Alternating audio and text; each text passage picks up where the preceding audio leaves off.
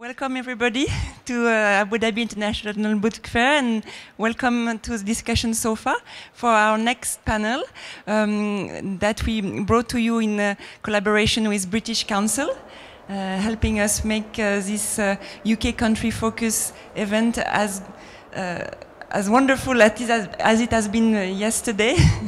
We are very lucky to have with us today Sally Butcher, Susan Abulhawa, Tim Mackintosh-Smith, Tishani Doshi, and this is... I'm just the moderator.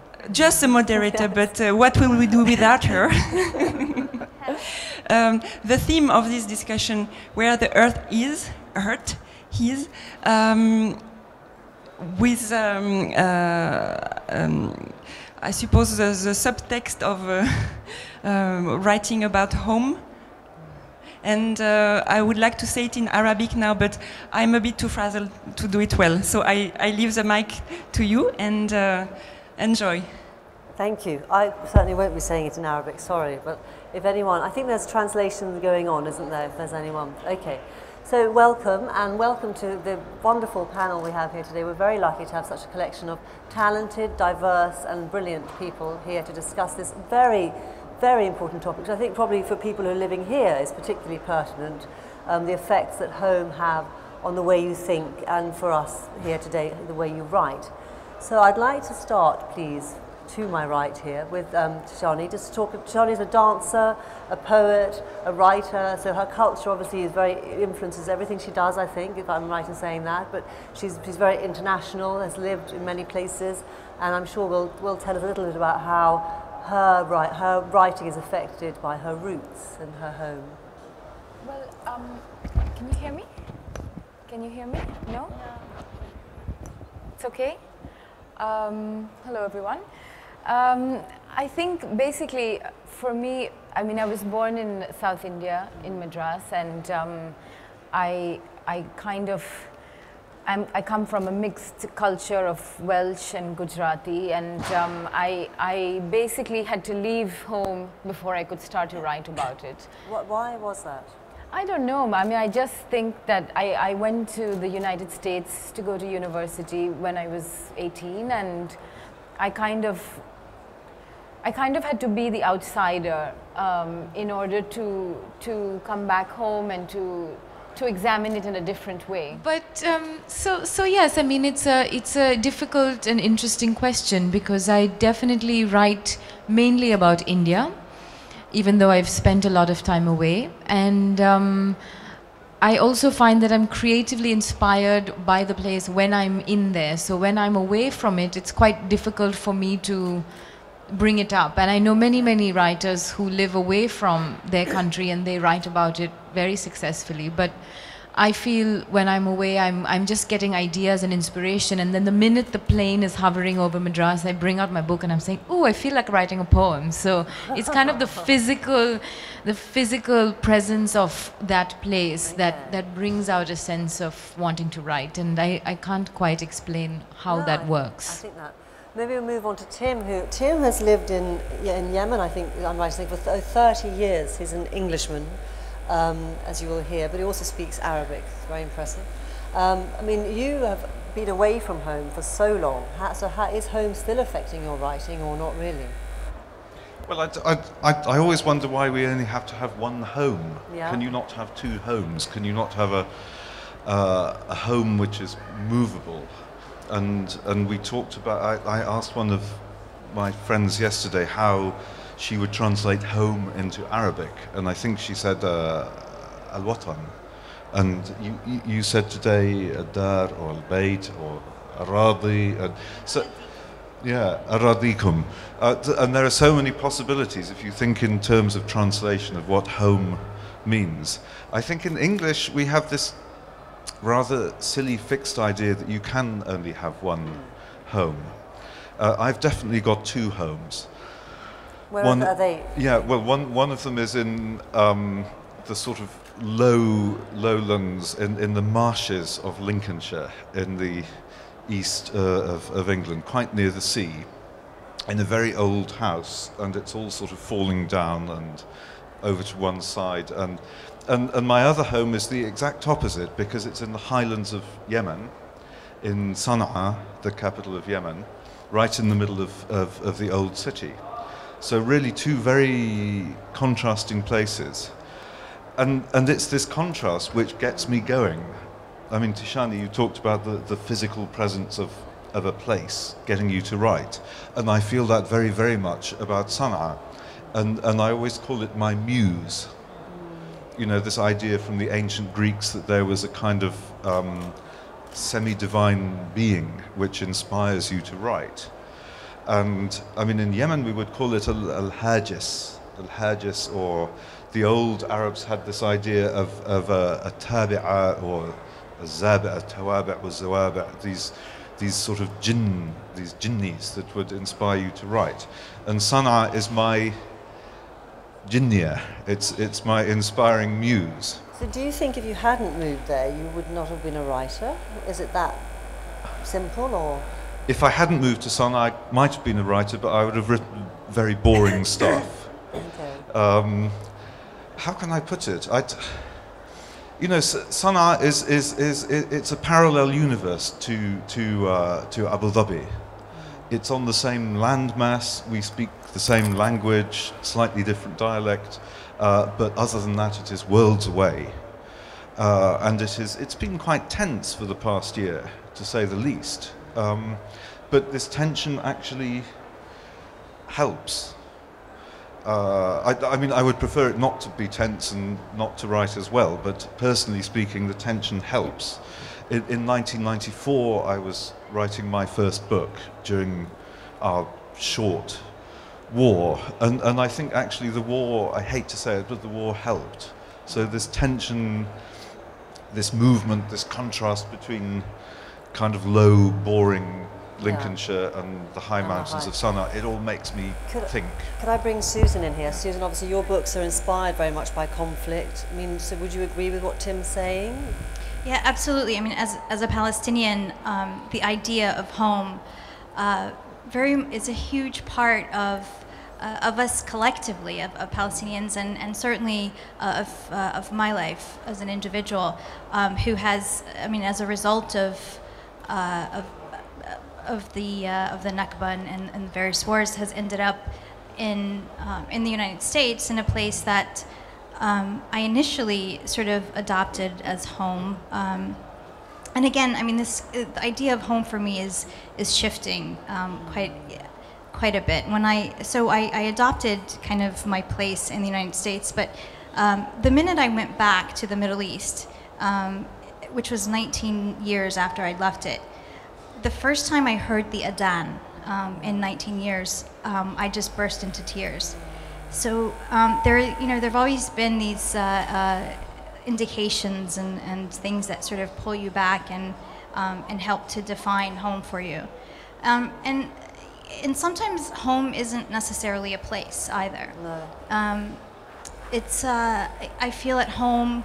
I mean, I'm also, in addition to being a writer, I'm also somewhat of a political activist, and I feel at home there. I feel at home in the struggle. I feel at home in literature. So where would you call home now? Would you say, like Tim does, that you have several homes or two homes, or? Yeah, I mean, I feel like my heart is firmly planted in the Middle East. It's certainly in Palestine. But then, there's a big part of me that also belongs in the West. But that's changed quite a bit, actually, especially after 9/11. Right. The late Edward Said wrote the book Out of Place, and that really kind of defines so many of us who live in the West and outside of Palestine. You end up straddling two cultures that sometimes are irreconcilable in a lot of ways, So it becomes the idea of home, and how it affects my writing is dynamic, but it's a huge part of my life and sure. Certainly of my writing as well. Can I bring Sally in now, because Sally's actually, talking of two cultures, has adopted a culture completely, and basically, well, you can talk us through it, but I mean, you probably feel very much at home in the Persian culture now.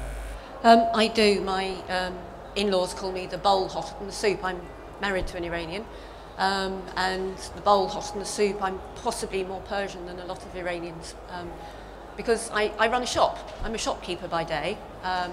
I spend a lot of time in the back room writing books when I shouldn't be, but and as such, I regard my shop as my home. Like Tishani, I didn't feel old enough or mature enough to write, although I've always wanted to be a writer, until I found my home. I'm actually from Essex, which is in southeast England.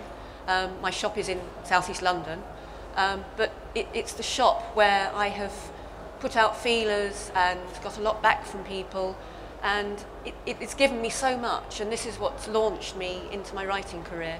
And as such, the world comes into my shop. I've never actually been to Iran, and I'm really honest about this. This is as far east as I've ever come, and I'm really excited to be here. But sometimes the world comes to you. And as Susan said, sometimes home isn't a place, it's a state of mind and a feeling. And sometimes to travel, you don't actually have to go anywhere. Sometimes the travelling comes to you. Yeah, for sure. And this is what shopkeeping has done for me. And I'm really, really excited. I'm very honoured and privileged to have this shop, to have the customers that I do, to be able to source the recipes that they've brought me, and to harvest their stories as well. Where did the shop, how did you start the shop? Where was the original idea from? Was it when you married an Iranian, or was it? Well, it was all his idea, and I never wanted to be a shopkeeper, but from the moment I lifted the shutter on the first morning that we opened the shop, I realised, hey, I love showing off, and this is like a theatre, because when you have a shop counter, it's like a proscenium arch almost, and every day you're putting on a different show for people, and I loved it. And now, unless you give me a really good idea, like coming to a book fair in the Middle East, it's quite hard to get me out of my shop. Okay, lovely. Can we maybe take some questions from the audience? Is there a microphone available for potential questions? Any questions? I wanted to add something, actually. Yeah. Well, just something that struck me when we were talking about the many ideas of home. Because one of the discussions that we often have in countries where you speak many languages is that language can be a home. And certainly I think the English language has been a home for me, because I discovered sort of writing when I went to the States and read American writers, and then I went back and, you know, I grew up reading English authors like Enid Blyton and what have you. And so language can also be something that you carry around with you. And I think a lot of the times people are asked to defend their position on, I don't know if you are asked this, or, you know, why do you not write in Arabic, or that question, it's a very important question, I think, but it's also, I think, language then connects people from different homes, and I think that's another way of looking at it. Yeah, I mean, Tim, you could probably elaborate on that, because how comfortable are you in Arabic? Would you write in Arabic, or? I write short things in Arabic. It's sort of slightly too much like hard work to think in terms of something book length. I've translated book length pieces, but no, the idea of actually being at home in a language is very, very important. I mean, I think as far as poetry goes, I'm more at home in Arabic poetry. What was the poem that I told you the other night? And that was about a lot to do with home. And unfortunately, I'm not 100% sure whose poem it is. I think it's one of the Ibn Sa'id family of Al-Andalus. It's 12th century, 13th century. And he says, I'll have to think of it in Arabic. لا تبكي إلفا نأى ولا دارا ودر مع الدهر كيفما دار واتخذ الناس كلهم مسكنا ومثل الأرض كلها دارا. And there is your ard.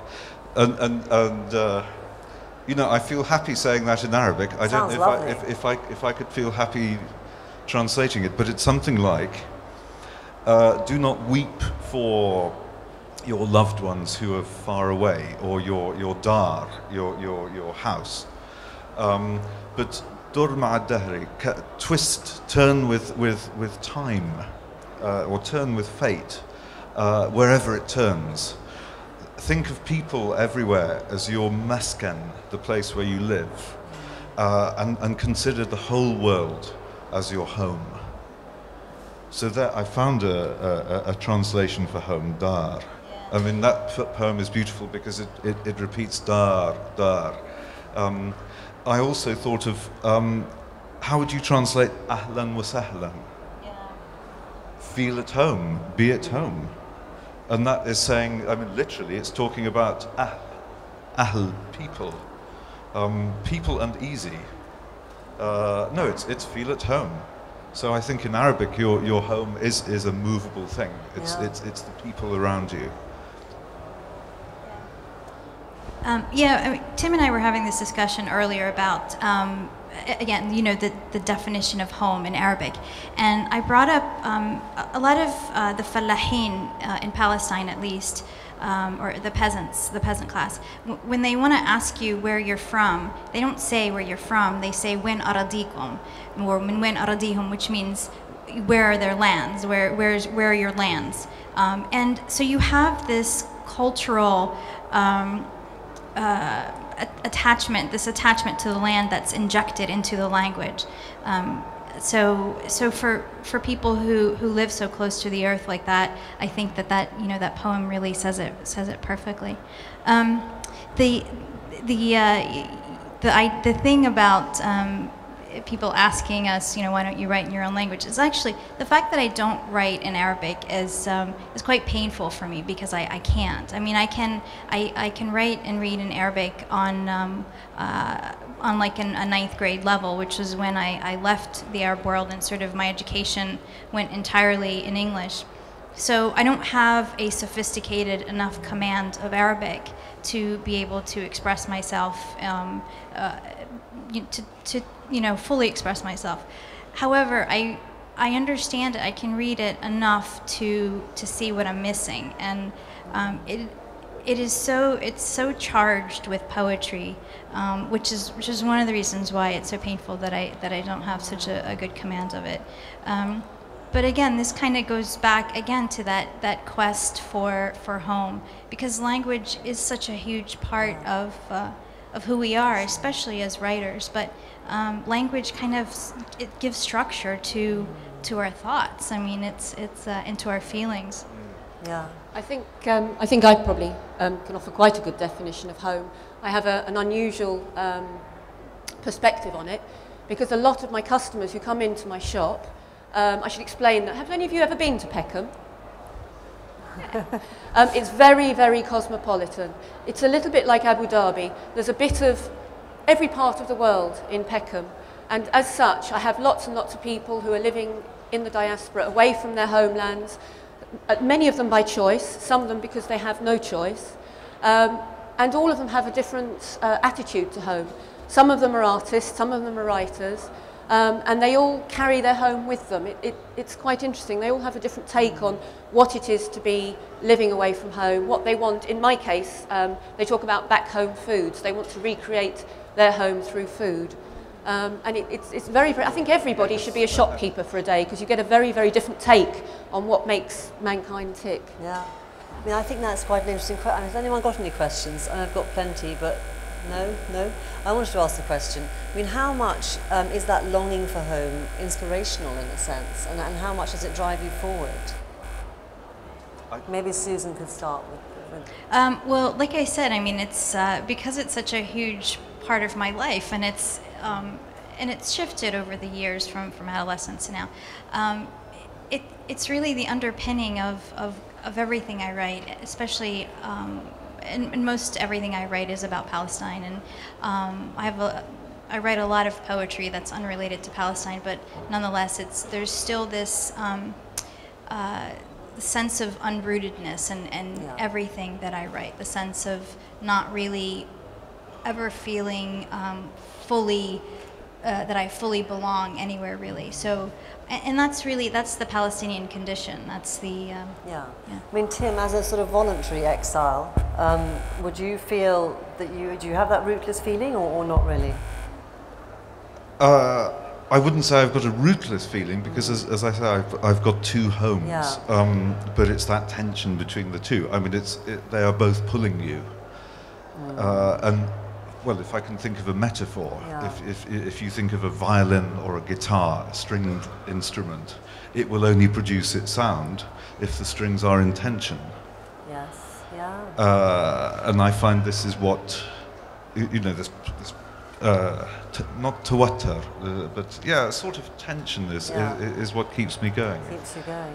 I mean, thinking about you say the Palestinian condition, but maybe it's the Arab condition also. If you go right back to the earliest Arabic literature that we have, people like Imr al-Qais, the great 6th century poet.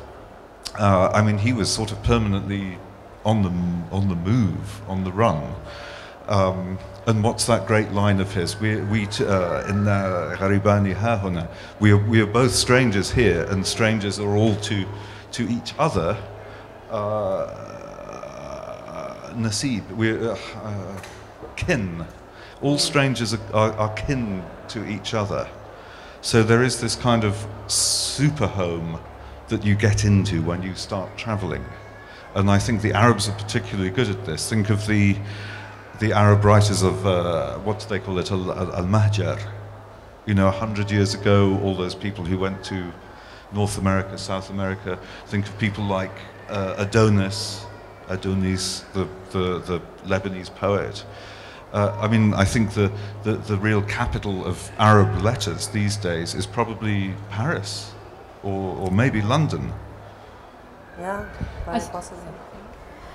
Well, this question that you brought up about how it fuels, I think it's very important because, and I want to just give a quote from some I read this in a book called Maximum City, and this concept of the adulterous citizen, which I think we all are in some ways, and the line goes, I am an adulterous resident. When I am in one city, I am dreaming of the other. I am an exile, citizen of the country of longing.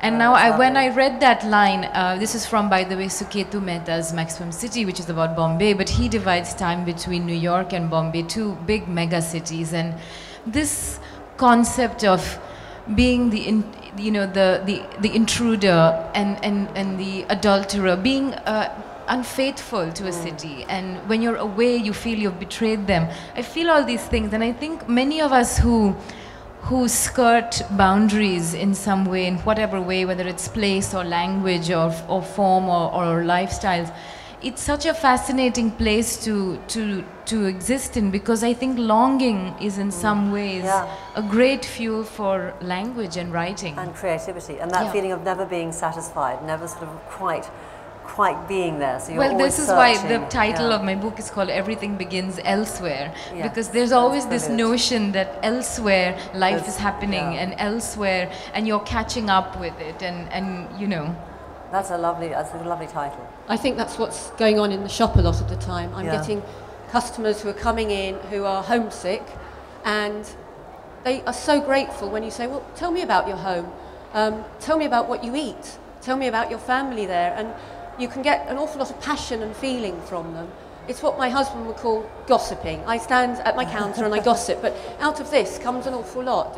Recipes, for starters. If you've spoken to someone for a little while, they're very happy to divulge recipes.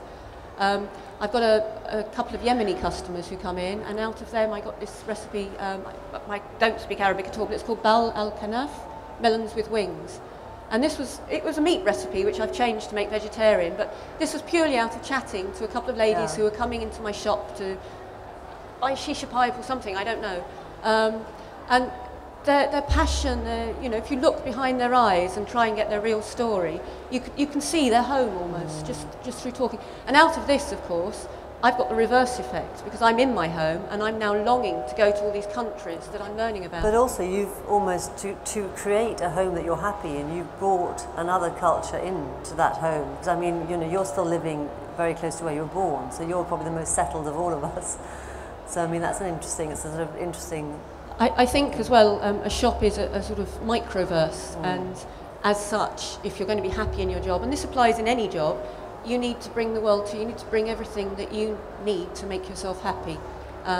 And as such, yes, the world comes to me, and it's wonderful. If you want to go on a journey, as I said, stand in a corner shop for a day, anywhere in the world. Absolutely. Have we got any questions from the audience? Yeah? Can we have a microphone, maybe? Thank you. There's a lady coming there.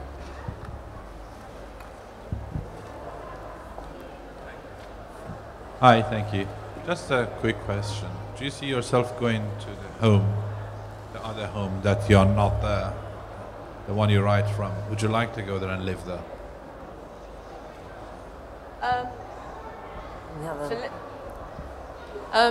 To live in my shop, you mean? No, go back to Iran. To Iran. This is very interesting because it's a country I've written about. It's a country I'm married to. Yes, I would, but it's also quite scary because you create a vision of a place in your mind, and of course, even for people who are returning somewhere that they knew, things change. I know a lot of Iranians who've been away for a long time, and they go home, and it changes. And so, yes, but you know, with trepidation. And this is what Tim was talking about earlier. I mean, we were talking about the concept of home, and he was mentioning that for him, going back to London now is almost like going to a foreign country. So, you know, absolutely. I mean, I think possibly I'm really most at home when I'm not anywhere. When I'm in the middle of a journey. Yeah. I mean, I find when I'm at home in Sana'a, I'm this sort of horrible old curmudgeon, this sort of person who doesn't like seeing anyone, and I sit in my house and read my books. But I kind of feel that I truly come alive when I travel. And I'll have to look at my crib, because I want to get this right. This is T.S. Eliot, who had a lot of wisdom to say about things. But I thought this is what I try to write about. When people ask me what I write about, I quite often say I write about time. You know, I don't write travel books, really. I write time books.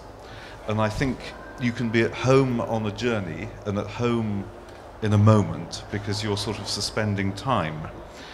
And this is what T.S. Eliot says, addressing people who are traveling. You are not the same people who left that station or who will arrive at any terminus while the narrowing rails slide together behind you, and on the deck of the drumming liner, watching the furrow that widens behind you, you shall not think the past is finished or the future is before us. So, in a sense, if you're on a journey, you're in nowhere and you're also in no time. Yeah. But also you have that sense of anticipation, because you're going into something you don't know, which is... Well, in a sense, you're in what they used to call the eternal present. Yeah. You have conquered time, and I think actually ultimately that's home for me. I mean, but perhaps being dead is oh gosh, no, this is we're getting dark here. What did somebody said? Peace after war, port after stormy seas, death after life doth truly please. I forget who that was. It was an Elizabethan poet, but I mean, but no, let's not go down that road yet. No, not before the panel's over. Dark. No, it's probably Celtic. So I wanted to. One of the things for me with the concept of home is that as a Palestinian, I mean, I moved around quite a bit. I was born in Kuwait. I lived there. I lived in Jordan. I lived in Palestine, and then in the United States. But so much of that idea of home it comes from having been rejected by these places, these various places. So the places that being away from where I come from has really been imposed on me. Yeah. So unlike the other panelists, it was never a matter of choice for me. So, you know, growing up in Kuwait, for example, most of my childhood memories are there, and yet that's a place that completely rejects me. As I mean, I can't be a citizen there. You know, if I go, I can only go now actually as a with a U.S. passport, for example. So this place that I started out calling home, you know, rejected me basically. So it and told me that that was not home, which is true for so many Palestinians who lived in Kuwait. And then, of course, you know, my family is rooted at least for 900 years with, you know, documented history in this one town in Jerusalem. And there's so much history, so many buildings, so many homes that I can point to that were built by, you know, by members of, by my ancestors. And yet, again, that is a place that I'm not allowed to be in because, you know, that the powers that, that control that region don't consider me to be the right kind of human to live there. And then, you know, and then I live in, when I live in the United States, it's a weird acceptance rejection kind of dynamic at the where, same time. yeah, of course. So, you know, it was the only country where I could actually become a citizen and have a travel document, and yet at the same time, you know, just being who I am, I'm kind of suspect in the society and among some sectors of the society. So, but I mean, that kind of, that reality really fuels a lot of creative writing because it fuels this, you know, very deep introspection and consideration and searching and consideration of the circumstances. So it's a huge opportunity for discovery and for creation through language. So you don't see it as not an advantage, obviously, but you see it as a creative impetus as opposed to just looking at it and thinking this is all totally unfair and ridiculous and awful and horrendous. And you see it, you can sort of take the good from it. It's all of those things. I mean, of course, you know, injustice fuels creativity in a lot of ways. And which is why you find so many great writers. You don't find a lot of writers who have just kind of lived in this perfect, lovely bubble. It's struggle, it's despair, it's heartbreak, it's injustice that really sort of move us to really deep places where you know, where good literature, good creativity comes about. I think that's a very interesting question. I mean, why do you think that is? I mean, I've always thought that the writers are sort of somehow rather fueled by angst and, you know, great writers anyway. I mean, why is it that great writers are more often than not sort of the product of immense suffering? Well, I mean, I'll start with that, and I'm sure that's something we can all address. But I mean, just very briefly, I think that, I mean, these are the feelings and the things that take us to the really deep parts of our own humanity, and it's what really compels us and provokes us to, as you said, search. And I guess also to express it in a sense and to share it as well. When I was starting out as a poet, I was reading a lot of American poets, Anne Sexton and Sylvia Plath, all who killed themselves. And my mother got very worried. She says, "Are you sure you want to be a poet?"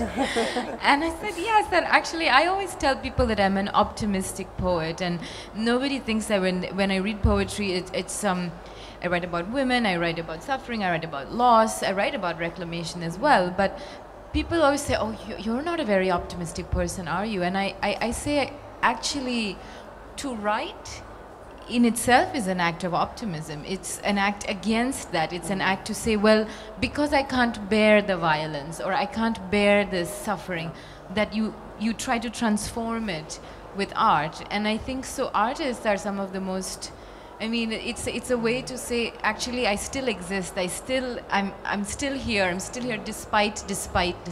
And so I think that, yes, while suffering might be a great sort of the reason why we turn to it, what happens after that is very beautiful, because you create a book or you create a painting and that exists long after you.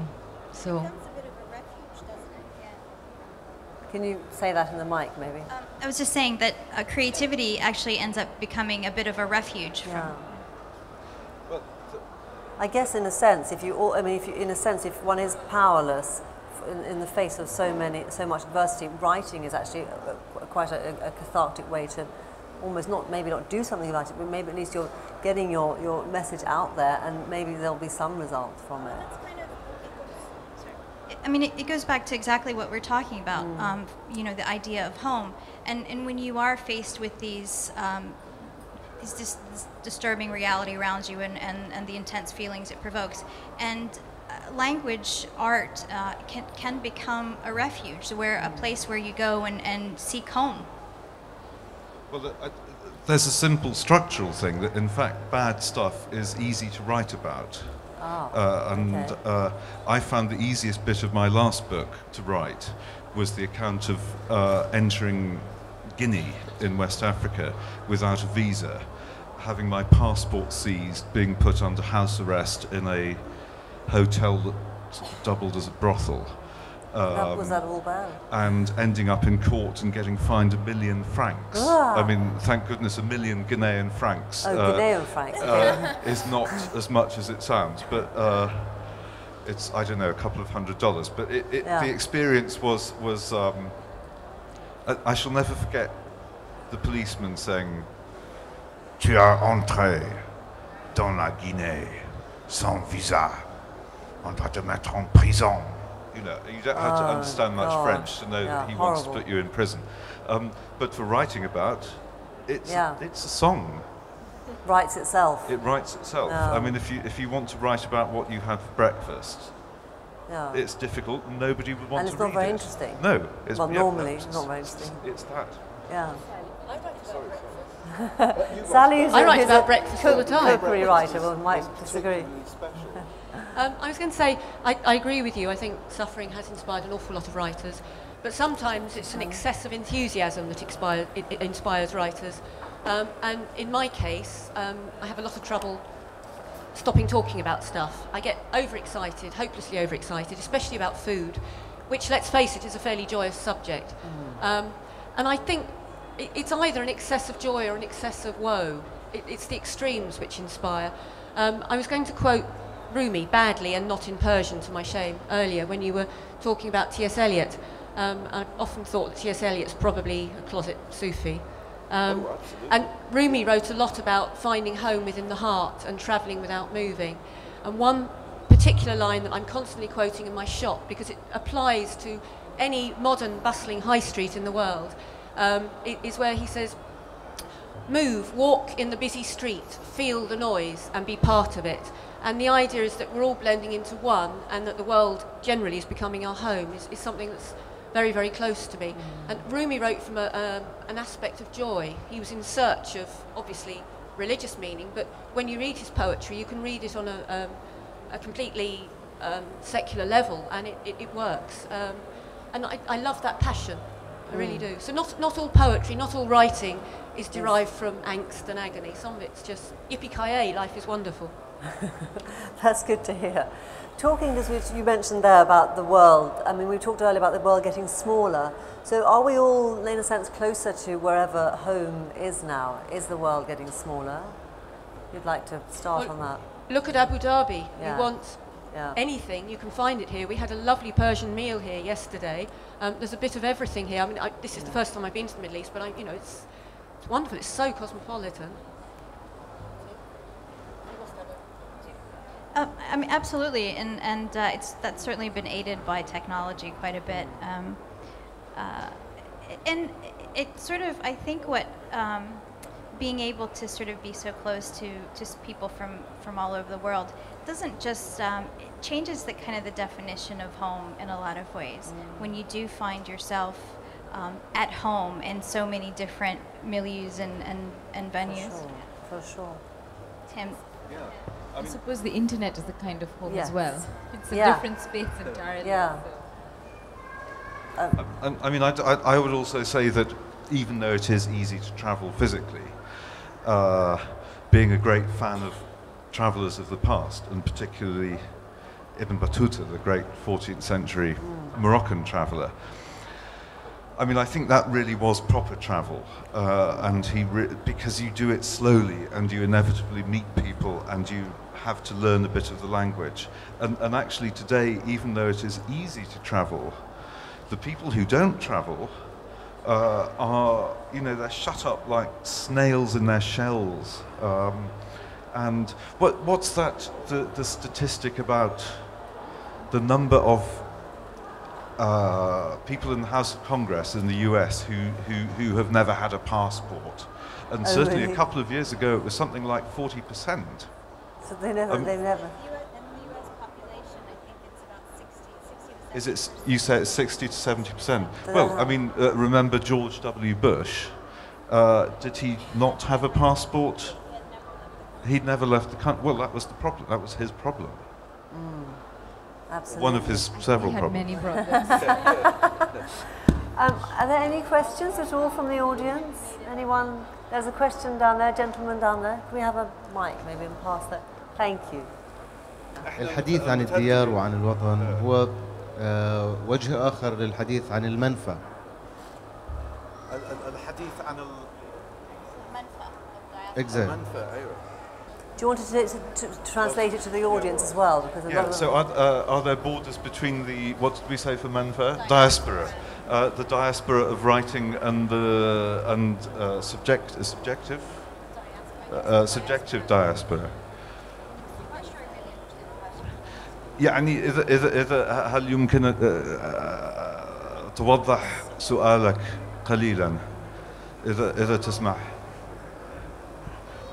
في هناك في منفى تحدثتم عن عن الكتابة والوطن لم تأتوا على سيرة المنفى، وكان المنفى حاضرا تماما بحيث انه يعني كان وجه آخر للحديث عن الوطن كان هو المنفى. You weren't actually here maybe earlier because that's actually all. أنا كل يعني أكثر اللي تحدثت عنه هو المنفى والشتات. يعني أنت يمكن إجيت من جديد. لا أنا موجود من البداية. Yeah, actually that's هذا موضوع أكثر كتاباتي يعني. So that's, I mean, the idea of living in the diaspora and sort of coming to terms with. Should I start? Yeah. So living in the diaspora and coming to terms with being sort of forced to live in the diaspora, forced to move around. The idea of never really belonging anywhere. That defines really it defines it's an undercurrent really of everything that I write. In a lot of ways, it defines the things, the literary activities that I engage in. So, but as far as there being borders between, you know, the literary aspect of diaspora and the subjective, I don't think the borders exist. I think they make each other, and yeah, you can't say where one begins and another ends. I would say in terms of borders, and I've written quite a lot about borders, that a border is in English we tend to think of a border as being something which separates, whereas I think if I think in Arabic of the word hudud, it is kind of a broader area where things meet. So borders can be places of separation and also places of meeting. I was going to say that having had a lot of contact with Iranians over the years, I'm very, very aware of the fact that their border moves with them, and I'm sure this is the same with a lot of nations, but it just happens to be Iran that I know more about. I have not yet met an Iranian who does not carry Iran in his heart and is very conscious of it. There was a book that was brought out a number of years ago, which I've dipped into, called We Are Iran, which was about the Iranian blogosphere, which obviously brought a new dimension to this business, but it's something that I'm very, very conscious of within the Iranian community. There's a lovely word, and I'm not very good at the Arabic pronunciation, but Jason Elliott mentions it in his travel writing, Mirrors of the Unseen, and he calls it ghaib. Don't all laugh at me, please. But it's basically that reflection of the light within. And it's not always used in a religious context. Sometimes it's just this unique light inside you. Iranians would probably describe it as fire, which makes them Iranian. I'm sure all nations feel that. Probably you as a Palestinian feel that Palestine is always inside you. Oh yeah, absolutely. I mean, and like I said, I mean, it defines so much of my life. But I was thinking about your earlier question regarding is the world becoming smaller, and the idea of technology sort of bringing people together. For a lot of Palestinians who live under occupation, Palestinians who live in refugee camps, Palestinians who live in Gaza, they're really in many ways imprisoned in these because they're not allowed to leave the places where they live, and even moving around from one Palestinian to a town to another. The technology has helped to bring the world to them in a lot of ways, and it has helped them to see each other, because we're so isolated geographically and cut off from one another. So maybe, so for me and for Palestinians, it's sort of made it not smaller, but it's made our world bigger. More accessible. Yeah, More definitely more readily accessible. And did I turn? Yeah, there. So especially, I mean, I was looking. There was this website that has this virtual tour of Jerusalem, and I was. This was a couple of years ago. I was in this little village called Kobar. It's outside of Ramallah, and some of my friends there have never ever been to Jerusalem, which is only just a few kilometers away from where they live.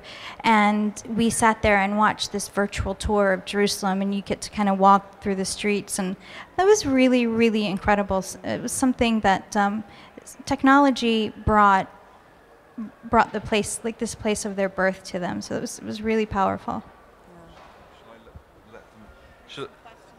All right, yeah, the gentleman there with the question. Yes, fine. There's questions here, I think.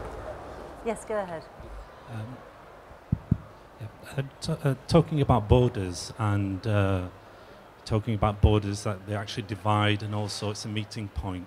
With globalization and the eradication of identity within the Middle East, with Western liberalism and individualism, how does that actually affect your writing? Because basically identity has just become a superficial dress, dance, and the dish, what you eat, where identity is much more deeper than that. It's historical, it is linked in terms of the Muslim world, yeah, to the belief, and how globalization has come and just wiped that off, and you have this superficial identity which is put forward. So how has this affect individuals writing within, say, the Middle East or South America? Thank you.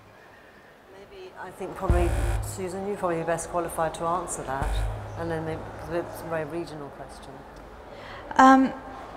Yeah, there's. I mean, I can tell you're. I mean, it's a topic that you're uncomfortable with. That this sort of the way that the globalization has really sort of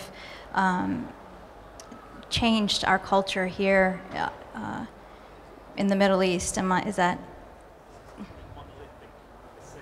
right? Right. Yeah. Yeah. It's actually, I have to say, it's. I mean, as an Arab, as a Palestinian, an Arab who lives outside the Arab world, and then I come back and I see to see so much of this culture that I long for, that I dream about, that I romanticize, to see it transformed in many ways to be kind of like where the place that I'm running away from. It's painful, however, but it's not all bad in a lot of ways, and it's something that provokes a lot of thought and exploration, which for a writer whose mandate really is not to necessarily offer solutions, but rather to expose the reality and sort of expose this phenomena that's happening. It's fodder for a lot of creativity. I mean, you're asking me as a writer, what does that mean? I think that as writers, we in the Middle East or of Middle Eastern origin, I think writing about these things that are happening and exposing them to the wider community is kind of it's a writer's mandate in a way. Does that answer your question? Yeah. Thank you. I saw there was another question here from a gentleman. Thank you. I've got a question. How long do you think a writer or anybody should wait until the idea of home fades away from his mind? So does it take, I mean, to start with, does the idea at all go away or does it, fade away eventually? And from a writer's point of view. And my second question is, do you think that writer should go abroad in order to understand the home better, or would you think that a writer who never left his home would write as good as a writer who left his home? Bearing in mind that there are sometimes some people who live inside the country, but they feel like, I'm sorry to say this, but as foreigners. Yeah. I think that, Tishani, you touched on that earlier, didn't you? That you said that you actually didn't start writing until you left home, so then we'll deal with the latter Well, I mean, I question. wrote, but I think my understanding changed when I left. But having said that, there are many writers I admire who have written about one particular place, and that's the place they know very well. And someone like R.K. Narayan, for instance, who's writing about a particular community, and he does it fantastically because he knows it in and out, and that's his everyday, the street, the shop, the guy, and the dialogue and everything. So I don't think you need to leave. I think these travels can also be imaginary, of course, but for me physically it helped to question and to reshape the idea of home. Because, and one thing I wanted to say, Sally, with the food, which we haven't really talked about how that comes into emotion and writing, but when I left home, the thing that I missed were not people, it was food. I used to sleep at night and my mouth used to water dreaming of food, which I could not get in this place. And for 1 year, and I never cared about food. Oh, South Indian idlis and dosas, and I never cared about food until I left. And then when I couldn't have it, I suddenly thought, oh my God. And you realize that that's so much a part of home and culture and what you are about. So. Well, yes, I sometimes, we don't have many mushrooms in Yemen, and I'm a great mushroom fan. We only sort of have one kind of proper cheese, which is very nice, but I sometimes do dream of Stilton and Caerphilly and things like that. But by the same token, when I go to England, I dream of Celta, which is it comes in a stone bowl and it sort of bubbles and it looks horrible, but it is the best thing on earth to eat. Could we just go back to the gentleman's first question? I don't want to be caught Sorry, up. yes, we got carried away by food. To answer that, because you have been away from home for so long, although you do still have a home in England, do you think that home ever fades? No,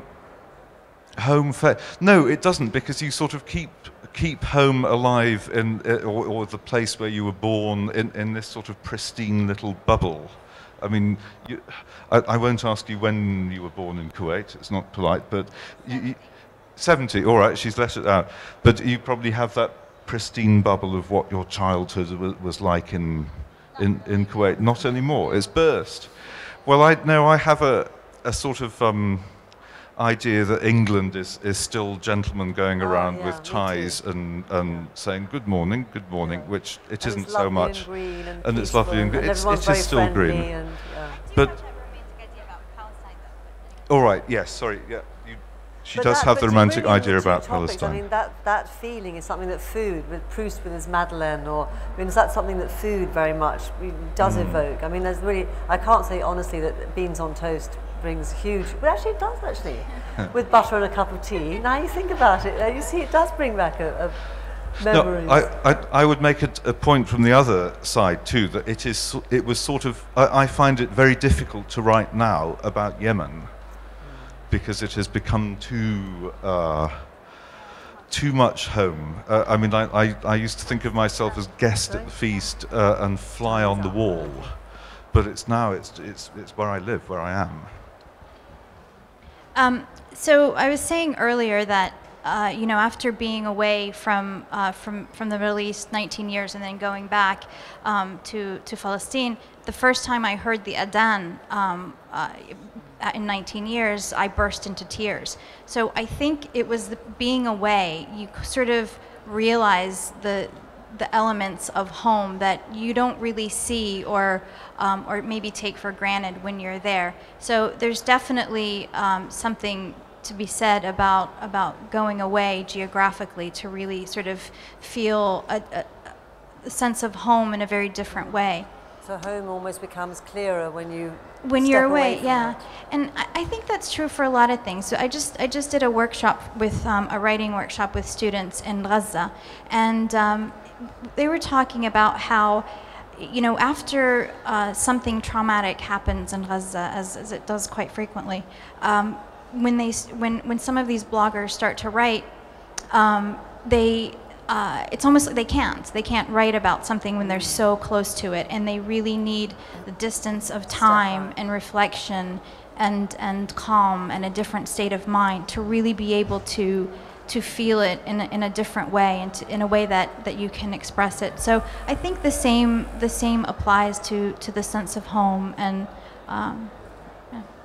Thank you all so much. It's been a fantastic discussion. Thank you very much to the panel. Thank you.